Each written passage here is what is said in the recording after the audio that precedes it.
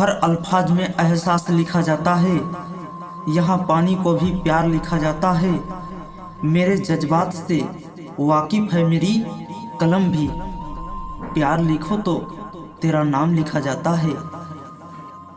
बहुत वक्त लगा हमें आप तक आने में, बहुत फरियाद की खुदा से आपको पाने में। कभी तुम ये दिल तोड़ कर मत जाना, हमने उम्र लगा दी आप जैसा सनम पाने में। मेरी जान मेरी वफा हो तुम, उस कुदरत का दिया हुआ एक नायाब तोहफा हो तुम।